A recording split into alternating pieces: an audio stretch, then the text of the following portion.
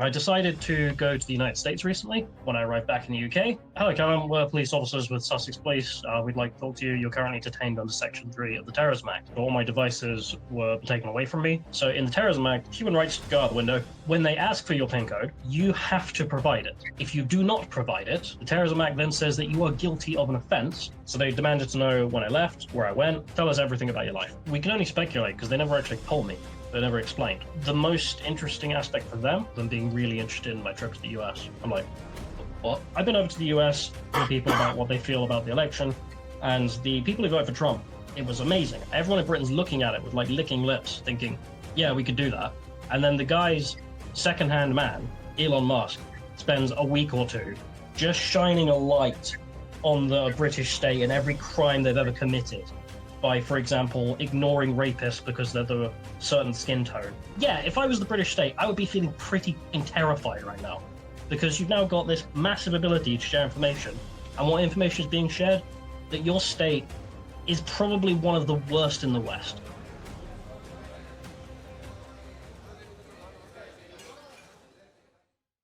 Hello, and welcome to this edition of the Jolly Heretic. Now, as some of you may know, I have interviewed and interacted with quite a few YouTube-type people in my time running the Jolly Heretic public house, but none of them have I spent more time with than Mr. Callum Dara, who indeed I've made a film with. I've spent literally the best part of a week traveling around Finland with him. We shared a bedroom 3 times. He's actually stayed at my house. He's the only person that I've got to know through all of this YouTube, baseness that's literally been to Jolly Heretic HQ, stayed at my house, been in this very cellar, and yet it turns out the British government have reasonable suspicion that he's a fucking terrorist. So, I mean, good God, I dread to think what could happen to me. Thank heavens my house is still here. But in order to inquire as to if he indeed is a terrorist, I have Callum here today. So, Callum, hello.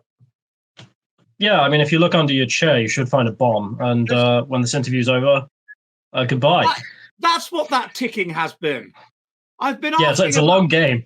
It's an even longer game than the bomb that the IRA put in that hotel in Brighton in 1984. I mean, it's a seriously long game. Hello, so Callum, thanks for coming on. And so you have been before. I always want to ask you about how you got into what you do, but the main thing I want to focus on is what have your adventures been of? I mean, you've had your adventures in Afghanistan, you've had your adventures in America, you've had your adventures in all kinds of places, Russia, whatever. But you had a bit of an adventure recently returning to the UK, and I wondered if you could possibly tell me a little bit about it. Sure. So for people who don't know, my work is I go to interesting places, make videos about them, what's their culture, etc., and then also explain some of the nuances of that country. In weird countries like Afghanistan and whatnot, it's the new government. And then come home, make videos about it, publish them, and then sell people stuff that I found in country. It's not highly controversial, I would have thought, of all the things, but I decided to go to the United States recently. I was then down to El Salvador, and then back to the US, and then home. And the reason I spent so much time in the US is I wanted to make a film about the fort in Vegas made up there. In El Salvador, I was making a video about what El Salvador's like, and well, it's not a risky country. Neither of those is it advised you don't travel against. And in the US, I stayed for a long time because I was wintering with the Americans to find out what life was like in the US. And when I arrived back in the UK with all the other random tourists from my destination, well, the e-gates don't work when I scan my passport. Which airport was this? Gatwick. So the e-gates don't scan my passport. It doesn't work. So you have to go over to the desk. And then behind the desk, I see these 3 different people all looking at me in plain clothes. I'm like, okay, they're not my friends and family. So you walk up to the desk, guy takes your passport, doesn't scan for him, he's looking at you weird. And then they came up, took the passport, and went, we'll take it from here. Hello, Callum, we're police officers with Sussex Police. We'd like to talk to you. You're currently detained under Section 3 of the Terrorism Act. That's what they immediately said to you? Pretty much, yes. Three blokes? 2 blokes and a lady. A lady. Oh dear. A lady. Was she a pretty lady? She actually looked like one of my old electronics professors. And considering she might be watching this, she's very pretty, great lady, perfectly polite. All of them are polite, actually, and very good looking. Yeah, very good looking, and not at all an appalling coward that does evil for money. And okay, and so you went away with these pleasant and entirely non-conformist people who are definitely not the kinds of people that would say we are only obeying orders if the regime changed. What happened there? Well, they were a little side room, was it? I suppose. Yeah, so there's in any airport, there's always side rooms for these purposes. So you get taken in there. First thing of interest was to make sure all my devices were put on airplane mode, sealed, and taken away from me. So they demanded my PIN codes. I happen to know already. A lot of this might surprise, demanding your PIN codes, a lot of people watching that aren't British. So could you explain to them what this terrorism act actually means in terms of your rights as a human being? Sure. So, I mean, correct me if I'm wrong, because I don't know the history maybe as well as you do. But my understanding is after 9/11, the Terrorism Act gets updated in the United Kingdom, as well as the Patriot Act in the US. And in the United Kingdom, what's decided then and since is it's basically a great way of detaining people and taking away all their rights, so you can do whatever you want. So in the Terrorism Act, you don't need reasonable suspicion to stop someone at a port of entry. So an airport or a seaport. Those places, human rights kind of go out the window. So you have no right to keep such things, but you also have no right to remain silent. And you have to hand over your passwords to any electronic device because the police want access to it to then check out what you've got in there. You know, all your messages, your photos of your family, and everything else. So when they ask for your PIN code, you have to provide it. If you do not provide it, the Terrorism Act then says that you are guilty of an offense. Presumably it's interfering or obstructing an investigation. And I happen to know that various other right-wingers had tried to come to this country, either because they were foreign or they were returning Brits, and they'd have the same treatment. And those who refused to give their passcodes were charged with this offense. So you then get a charge under the Terrorism Act, and then have to go to court and deal with that. So Tommy Robinson was charged with this offence. He is one of them, yeah. And so Lauren Southern was charged with it, if you may remember, when she tried to come to the United Kingdom. I think, what was it, Brittany Pettibone and Martin Zellner, two other foreigners who tried to come in, who were right-wing. And then natively, the other person that comes to mind is Paul Golding. He came back from the Russian Federation on holiday and immediately was detained under the Terrorism Act. They demanded his PIN codes and he told them to go themselves. And then they charged him with a crime, which is not handing over your PIN. Now, I have enough of a problem trying to go to strange places and get visas without having to list in the criminal history section, terrorism charge for such and such. What if you say you can't remember your PIN? I don't know. I mean, a lot of people gave the idea of what if you just played the idiot, essentially. My gut feeling is they just wouldn't believe it and charge you. And what are you going to do? I mean, it's not a very great excuse if you have to go for a judge and be like, oh, yes, this phone I carry constantly. No idea how to open it. It's not that convincing. I mean, I guess you could try. No one seems to have yet that I'm aware of. But if there's a case like that, I mean, let me know, because that's funny. I was interesting. I wonder if you could smash the phone on the ground the moment they tell you to. Anyway, look. So that you'll take away to the side room, and first of all, then you have to hand over all your electronic devices, and this is a bugger for you because you've been away in America filming, and you've got your laptop, you've got your GoPro, you've got all kinds of stuff for all kinds of footage. And what happens then? So they take that off, put it in little bags, log what it is. They then took all of my property, so my backpack, the stuff I was carrying, everything else. That all just disappears with one officer. And what they did with that is basically just unpack everything and find any more electronic devices they could take. So that's where they found the SD cards, the hard drive, because I didn't think to give them that. Because what the hell? I didn't think about it.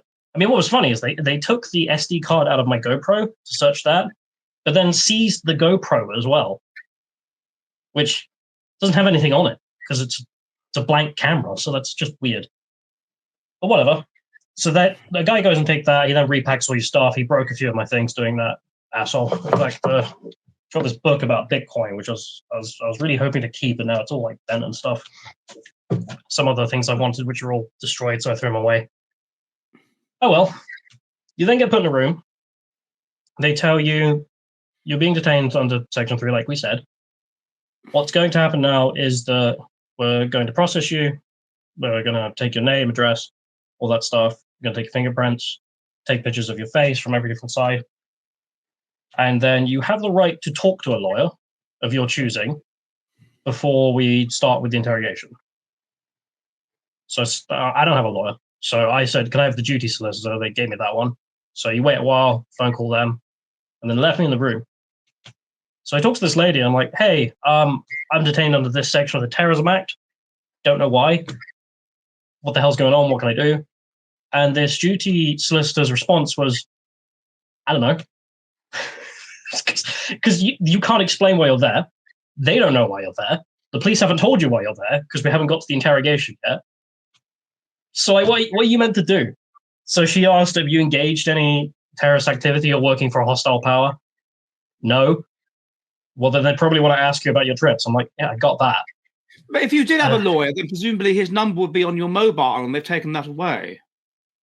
A whole other problem. A lot of people recommended if you do have a lawyer, you have a piece of paper in your wallet with his number on, which again wouldn't really work because at this point they'd taken everything off me. Like it took all my property and then like patted me down, scanned me for everything. So you should keep a bit of paper with your lawyer's number on in your pants.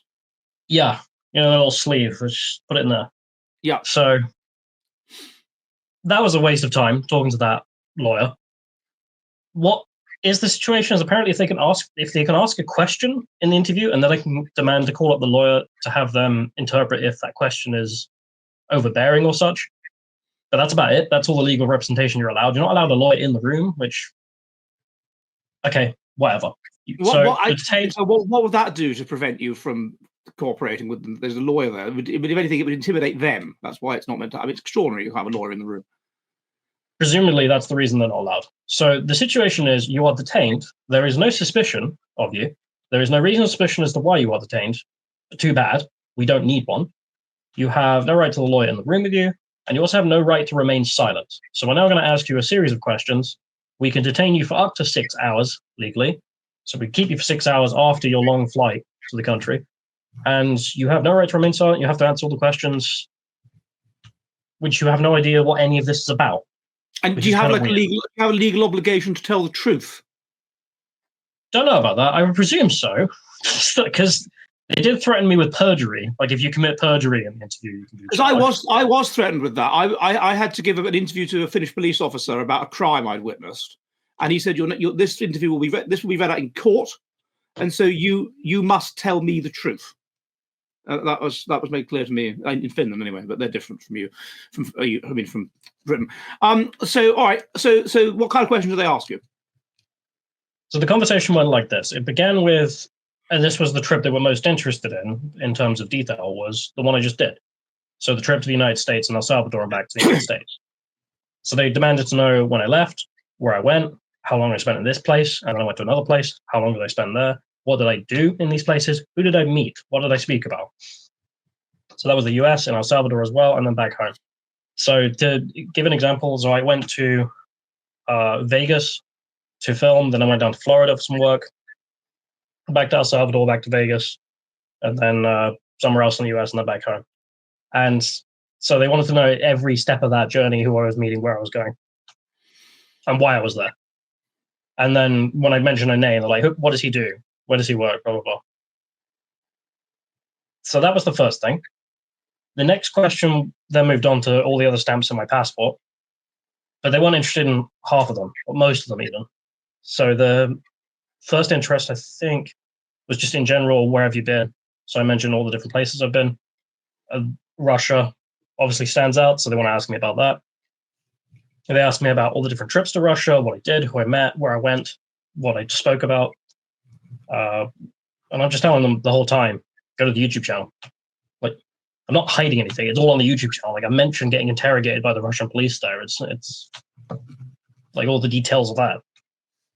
After that, the conversation was a bit weird. So I brought up Afghanistan. So I was like, you probably want to hear about Afghanistan, right?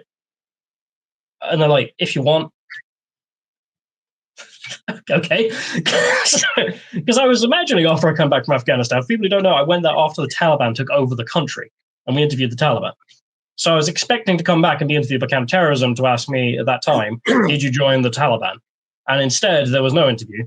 And then you've put up basically a relatively sympathetic video about Taliban Afghanistan. And yeah, I gave them the facts on the ground. And you're friends with and have worked with somebody that's done likewise. So yeah, so Lord Miles. Lord Miles, right. So who's also been stopped. Oh my God, I've also interviewed. I've got to go on. And so I would have thought that was either that or the fact that you had been in Russian occupied Ukraine or wherever it is you've been would be, is that right? Russian occupied Ukraine? Yeah, so the Donbass region. Right, Donbass, exactly. I would have thought that would be the thing that would get you on the radar. So I'm wondering. Because if that had happened, if that was the primary reason, I would have thought that when I came back from those trips, that's when you would stop me, right? Not if the government has become more paranoid about dissenters and things like that in the interim. A lot of people seem to think that. But the thing that stood out to me, the reason I bring up Afghanistan so much, is that if you're counterterrorism, like if you're concerned about young British men with a beard going to Sandy Place and becoming radicalized, guy who goes to Afghanistan to meet the Taliban seems like a pretty red flag. Like, go and talk to him, find out if he's joined Islamists or whatever. And when I'm telling them about Afghanistan, I mean, they just couldn't be more bored in terms of professionalism. Like, they're interested in the funny stories about them trying to bomb me, for example. You know, talking about how beautiful me and Miles were and whatnot.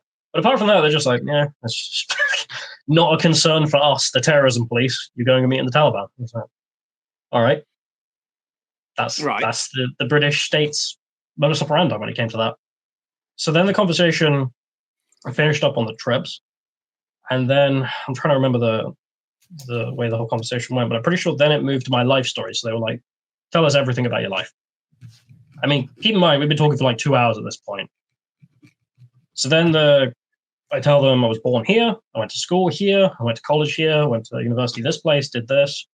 Who did you work for jobs? I worked here, worked here for this person doing this. So I had to tell them about my old job working at Lotuses, for example, talking about that we covered British and American politics.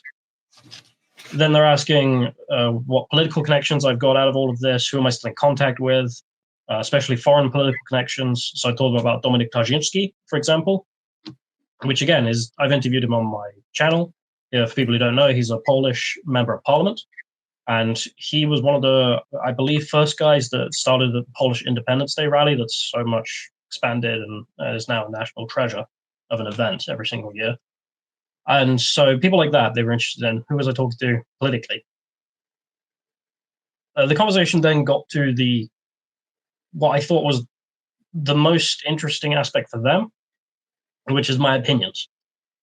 So it started off with, the first question was, what's your opinion of President Vladimir Putin? I'm like, what? He's not my president? He's not really my problem. Okay. He has done these things. These are just facts. Russia used to be like this when he came to power. It's now like this. Like, all I can do when I deal with foreign places is describe the reality on the ground. Like, here's what it was, here's what it is now. Whatever. It's not my problem to debate or solve or complain about politics in a foreign country. So after I tell them this, they then say, but what about the war in Ukraine and their fight for freedom?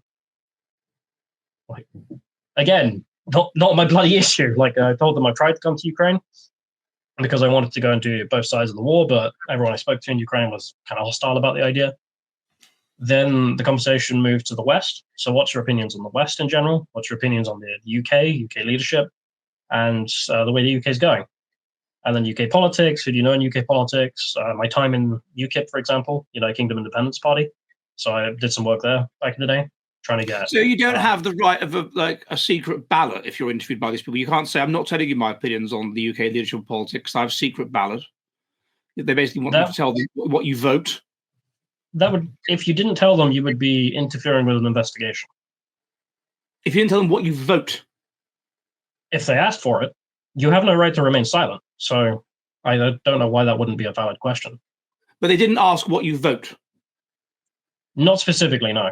But like, I told them about my political activity, and then they were like, well, who did you meet? What did you do? Why were you there? And okay, so I told them about my activity to try and get Count Dankula unarrested, to get the law he was charged under removed, and things like this. And when we dealt with the opinions section, then they were pretty happy. I mean, it'd been 4 hours. They take these blank pieces of paper and filled them in with scribbles. of whatever they found interesting for what I said. And then they said, okay, you're free to go. We're going to keep your devices. I now don't have a phone, so I can't organize getting picked up from the train station. I live 4 hours from Gatwick. Can't call anyone. They take me to the train station. I did have a ticket, but obviously by now that train has left. So I had to buy a brand new ticket at my own expense and then organize coming back a week later to get my devices and then go home again. Oh, they don't transfer them to the nearest police station. You have to go back to the airport and get them. The traditional thing to do is go back and get them. Apparently, if you live far enough away, they will organize a courier service. But I mean, that's like they've got my livelihood. They've got the footage I need to edit to make videos to make my money. So it was imperative I get it back as soon as possible. So I was just like, screw it. Just give me up a day of my life. Go drive there, drive back. And yeah, that's what we did. And I see. And so how did you, when you realized what was happening and knowing the fact that various people that have gone through the same thing, how did you feel? Did you have a sense of that it was bound to happen eventually? Or how did you feel? So I had that when I came back from Afghanistan, like I mentioned. I mean, I landed, I'm pretty sure, trying to remember that. I'm pretty sure I landed in the UK in the Afghan garb still. Like I got the hat, the robes, and then my big suitcase, and I look like crap because it's been a long ass journey. And I turned up. I went to the customs area where you're meant to declare what you're bringing into the UK if it's certain goods. I bring out the laptop, the suitcase, my bag, and everything. I'm just sort of standing around because I'm expecting that they've expected me to come back. And I stood there for a good 5 minutes looking around, and there's just nobody there. So I'm like, oh, screw this. I'm tired. So then I just went to passport control and went straight through. But, okay. Literally no one wanted to talk. So, okay, if you don't want to talk about Afghanistan, I come back from Russia after going to Donbass, no one wanted to talk. Fine. I mean, we presume as people in the West, after what we know from Edward Snowden, that all of our messages online, etc., are all being monitored anyway. They probably are. So I was thinking maybe that's the way they're dealing with it if they have a concern. Or they've made the correct assessment, which is that I'm not a threat to national security. I'm just going to these countries to film what's there and then putting them on YouTube. Again, you can see it online. It's not much of a cover story. So that's what I thought. And then when I got detained, I'm like, the hell is this about? Because I've been away from the UK for 3 months at this point, and the big thing I saw playing out in the UK was there was a massive spotlight from Elon Musk and X on the British government. These specific disgusting issues of the grooming gangs, for example, the Southport killing seems to have you looked at any of those things? Forgive me, I mean, I've watched quite a few of your videos, but I can't remember. Have you looked at any of those things in your videos? So when I did a video about tourism in England, we went from an area that was 0.0% ethnic English, according to the government, the ONS census, to an area that is 100.0% English. And the point was showing, hey, look, here's where the English people are. If you go to London, for example, you're not going to find them. If you're looking for English culture as a tourist, it's not there. People don't seem to know this outside of the UK. It's educational. When I went to an area up north in Sabbletown that was also 0.0%, we mentioned, I mean, there's not good relations between the English ethnic group and the Pakistani migrant ethnic group that have come in the last few decades because of that problem. But other than that, I try and keep the channel sort of politically neutral because it's about describing what's there. So the atmosphere in that town, for example, was not very welcoming. The first guy we ran into with the camera, Pakistani guy, was like, why are you here? What are you filming for? And trying to explain that's probably the reason, is that these communities who are Pakistani not only have this tension with the English ethnic group in the UK, but also a bit defensive for that reason. They probably apart from that, that's about as far as a lot of them probably don't film because they're there illegally. That may also be true. I couldn't tell you with that particular place, but it wouldn't surprise me.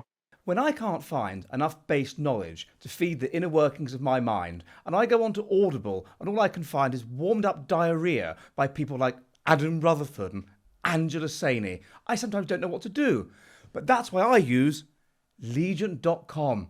Legion.com gets the most based books, summarizes them into key salient points, and reads them to you in 25 enthralling minutes, whether it's my own books or whether it's Who We Are and How We Got Here by David Reich, a fascinating book which allows us to understand in much more depth the evolution of man using archaeogenetics, taking old skeletons, analysing the different alleles and telling you exactly how we evolved. Whatever based book it is, Legion.com is the one for me.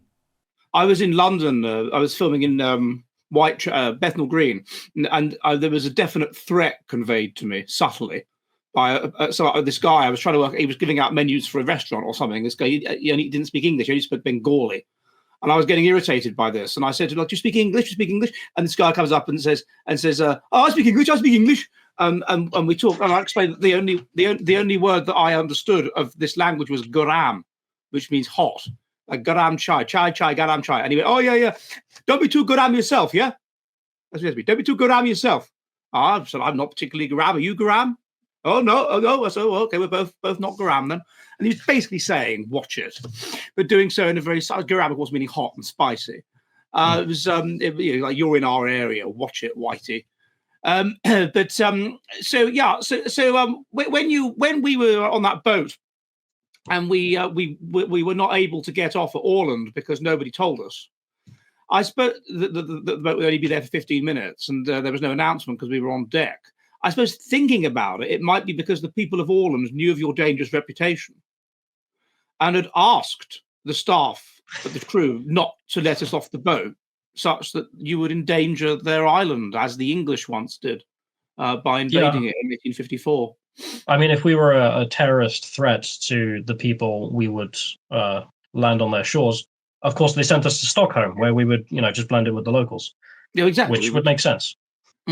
Perfect sense. No, a bit odd. I mean, I noticed that though, that when you realised what happened, you were explained you were very irritated, but you remained calm. You were like, "Great, I'm not going to." Or you didn't lose your. Did you manage to remain perfectly calm in this situation?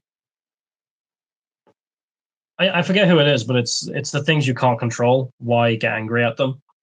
And it's good advice. So they dragged me into this room, for example, and I'm realizing I'm not going to be here for 10 minutes. That's just not how this is going to go. So sit down. Yeah, whatever.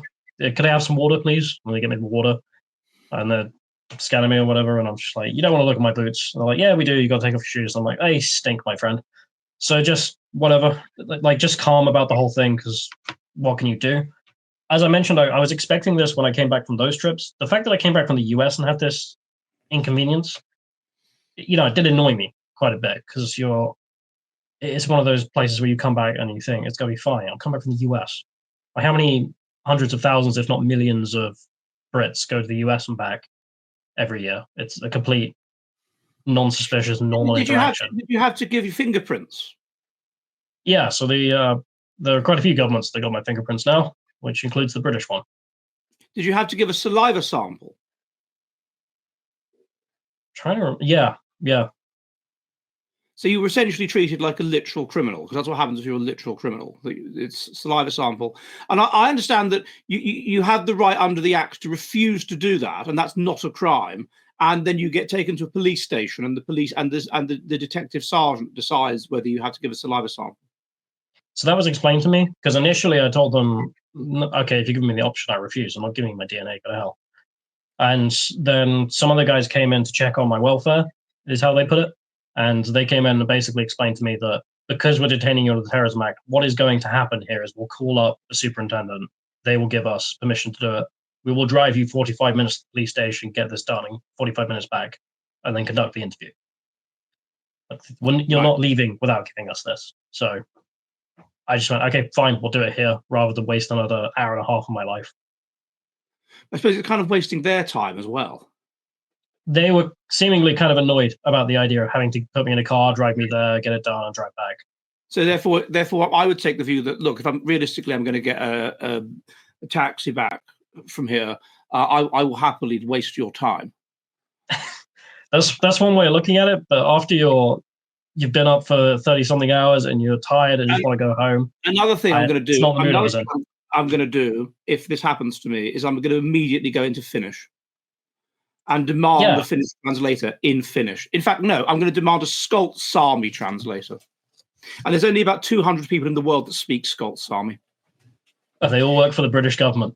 Oh, yeah, I'm sure. there's all this. It's all around the Russian border, you see, the Skolts. So you've got all these people going back and forth with reindeer sledge full of bombs. Have you seen it? Sorry, have you seen Rupert Lowell talking about that you have people coming from God knows where, speaking God knows what language, and then the NHS is paying for translators for all of these different languages in every single hospital just in case they have to deal with it. So I wouldn't be surprised if you demand it, they will have someone who speaks it. My mother-in-law is a retired nurse, and 20 years ago she was essentially the only person in her hospital that spoke English, and that included all the doctors and all the nurses. And so if there was ever a problem, they had to get her. If there was ever someone who didn't speak Finnish or Swedish, because she was the only person that spoke English. That was how it was. And even her English was a bit halting. So all right. So yes. So were you shaken up at all when this was over, or what did you do? You got the long train journey back to where you're from. So you were all shaken up. Did it hit in later, or did you just sort of remain stoical? Yeah. Well, it's not great. I took some precautionary measures when I got home to make sure they wouldn't get any more pictures of my life if they decided to raid my house or anything like that, because that's annoying. Like just having someone else have access to your devices is not just them having access to your telephone numbers. It's all the pictures of your life, all the different things you've saved up, all the people you've met, memories you have. Dick pics. Yeah, any dick pics you got, that's going to be in there too. If you've decorated them elaborately as a dragon or something. Yeah, you're I was going to say face painting, but it's not really face painting at that point. Okay, whatever. So that was annoying. And then I'm just thinking mostly that I can't do my work. Like this isn't just you've taken my holiday photos. Like this is my livelihood. I'm not been forced on a holiday for 7 days to get it back. But the worst thing was really just when they let me go initially, and I've got that 4-hour journey without a phone, which, being a Zoomer is hell on earth. Because you can't read. So you can't get a newspaper and read it. You can't read. So why would you bother? I can't get a book and read it. Can't read. So 4-hour journey. Just sat there rocking backwards, making chess pieces of your own earwax. Because I know you like to have a laugh at Gen Z people. I got to tell you, Gen Z Americans are a whole different breed. So there's two big things that stood out to me, that the Yankees are just different in this respect. So got on a plane. The flight is like 50 minutes. It's nothing, right? And it's a budget airline. So you can pay to have internet on your phone for this 50-minute flight. And every Gen Z around me did. And then they all went on their phone and they were all just scrolling YouTube shorts. They paid money. They wasted money just so they didn't have to go 50 minutes without YouTube shorts. Yeah, they wouldn't watch this because they have the attention span of a dog. It's just incredible. Except not a dog that's searching after something, but a dog that is being asked to read a book. Yeah, I see. I can see it's a problem, the lack of attention span of people that have never had to do things like look forward to next Thursday because that's when their favorite program's on and that's the only time they can watch it. And if they miss it, then that's it. It will never be on again. They don't experience things like that. The waiting and the anticipation. No, it's just it's all there now. But now on Netflix now. Oh, except when sometimes with something like His Love Is Blind, they divide it up in two and make you wait a couple of weeks so you don't unsubscribe. But so I'm told. Do you think like your grandmother or whatever? I don't know how far generations back, but they would have had the local cinema, and if they didn't see it when it was there in the cinema, that was it. Yeah, well, it depends. Some films would go on and on and on for years. Like there was that film about eugenics, something like Stain of the Blood or something it was called, and that was in the cinemas. Favorite film. Tainted the Blood, and that was in the cinemas from like 1917 to about 1940 because it was so popular, and it's basically encouraging people that are dysgenic not to have kids. But then others, I remember even when I was a kid, if you watched a film at a cinema and you liked it, and you want to watch it again, it wouldn't be out of Blockbuster Video for at least 6 months. So here's one other thing about Gen Z Yankees that I think you'll love. So one of the problems we ran into is, I can't speak to how widespread this is, but we're in Miami. We go to a Starbucks. The service is terrible for other reasons. And my friend says to me, have you noticed that when you pay here with cash, you won't get the change back? They just round it to like the nearest dollar and just give you the dollar. I was like, you're kidding me. So I pay with cash, and then he gives me a dollar rounded down. So I've lost like 80 cents or whatever.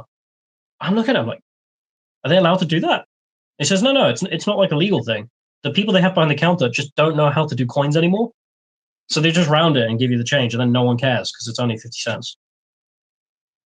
I'm not surprised by that because, of course, numeracy is associated with intelligence. And so if these people are stupid, then in the same way that you find on old censuses, when people are innumerate, they don't know how old they are. So they'll exactly, you say to your mother, what year were you born in? Oh, about the 10th year of the old king's reign. They don't know exactly. When exactly? Oh, when the snow was melting. They don't know. And so you find that the ages of people on censuses, well, it'll be the 1851 census and this person's saying he's 58. Then it'll be the 1861 census and he's saying he's 65. They don't know. They just get messing around. So that doesn't surprise me, the innumeracy, and also the lack of ability to. I mean, why do you learn to count? How do you practice counting and its importance? Big part of it is dealing with money. And if you only ever pay with Apple Pay or a contactless card. Yeah, you don't have to do that. Whereas I would always, when I was a kid, I was always taught, check your change. And sometimes you'd be like, oi, 50p. And she, I must have forgotten. Yeah, sure. Do that every day. And you could buy yourself a house. A lot of days, but you would. But going back to the topic at hand, this is what you call in a Shakespeare play the comic subplot. We're going back now to the serious plot. This is the comic subplot. This is like the mechanicals of Midsummer Night's Dream, what you've just experienced there. Now we're going back into the plot of Sebastian and Malvolio and stuff. No, that's 12th Night. So now we're going back into the plot, whoever it is, it's serious people. Now, why do you think that, I have a colleague who was stopped at the border and they didn't interrogate him, they just stopped him. It was just, he turned up late at night. There was nobody else there. At the docks, it was, and there was coming back from Ireland, and there was two police officers there, and they didn't take it. They just asked him some questions, and that was good enough. They didn't take his for saliva or fingerprints. They just asked him some questions, and then when I said to him, "Well, God, why do you think?" Because I've worked quite closely with this fellow. Why do you think? And they basically asked about me, and or at least about things I've done. And I said, well, why do you think they've never done this to me? And he said, well, maybe they have, but you don't know they have. I might have been at, as it were, based events. And there are spies. Someone there. I know for a fact that I've had Hope Not Hate undercover spy at an event of mine. And he with a fake passport, so he must have been MI5. And he called Harold Shookman, although he was calling himself Chris Morton. And he looked sort of effeminate, and I actually said to people, I think he's a spy, but nobody believed me. I really did. I said, my colleague said he's got weak man vibes, and I think he's a spy. And I Not said, one of us, clearly. He asked me directly, how many people do you think were killed in the Holocaust? And I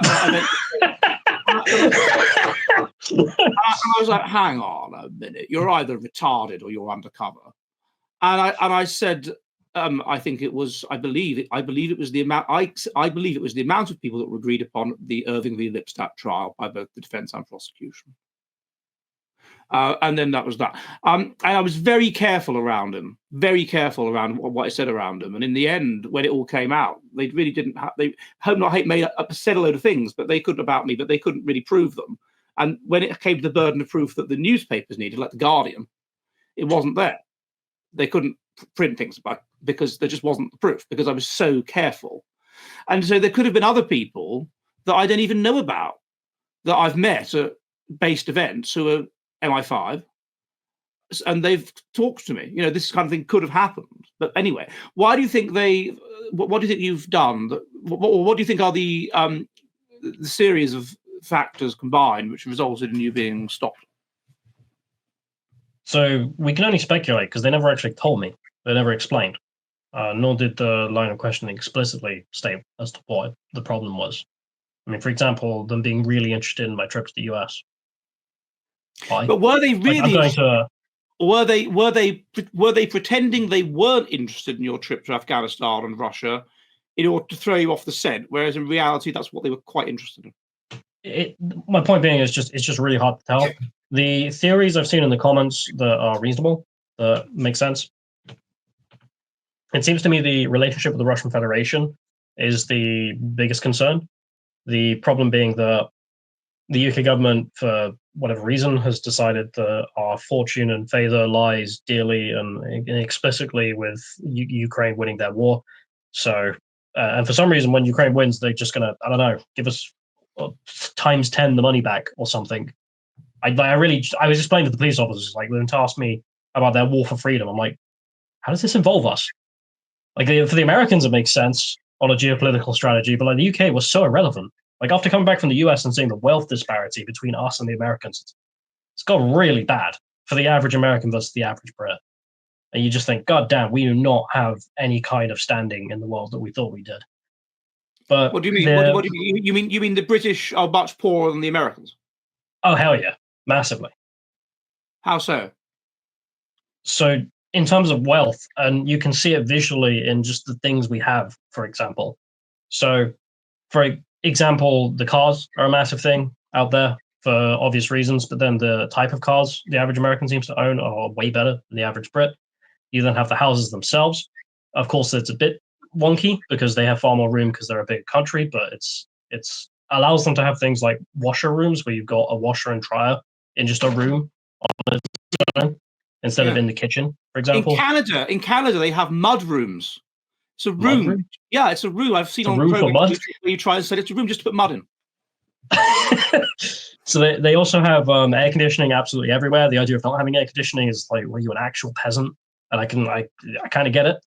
After being there for a while, I'm like, yeah, that is pretty weird that we don't have it. And you go to El Salvador and everyone has it. They ain't rich people, and yet they do. There's also small things like a garbage disposal. The idea of paying to have a garbage disposal put in a British sink, I think, is... I don't know whose father would agree to that.